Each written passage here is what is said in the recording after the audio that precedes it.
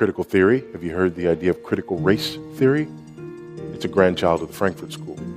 So as a result of these ideologies, we have all been taught over time, through our media, through our educational systems, to view ourselves not as part of a whole, but as part of subgroups.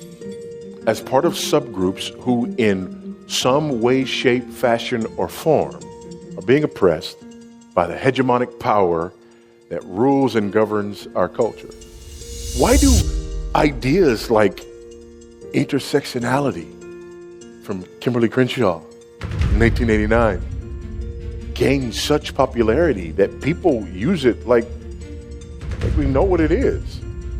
You see, intersectionality says that the level of oppression and the kind of oppression that you experience combines itself in these areas and layers itself in these areas, these intersections, if you will. But what is that if not a grown-up expression of cultural Marxism? Injustice is sin.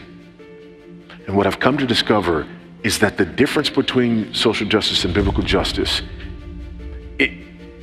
we've been going at it the wrong way. And what I've discovered is that the difference is not in our application of justice. I mean, there are differences there.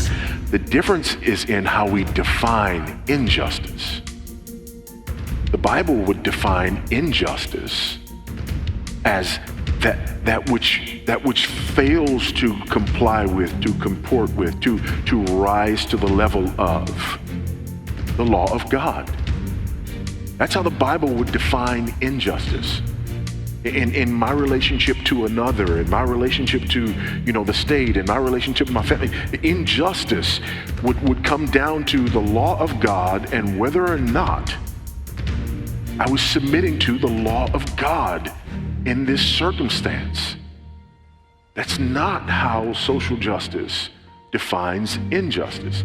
Social justice defines injustice as anything that produces or allows an inequitable outcome.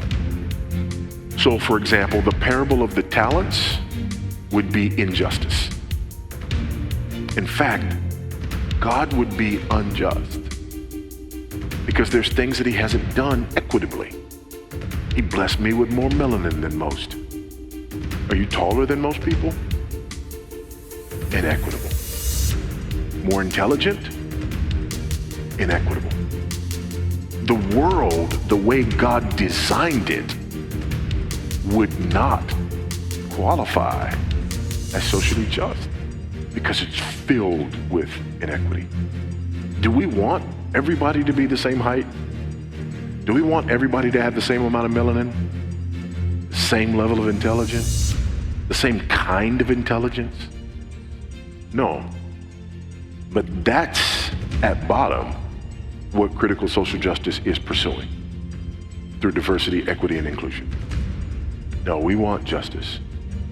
But what we mean by that is, thy kingdom come, thy will be done on earth as it is in heaven. That's the justice we want.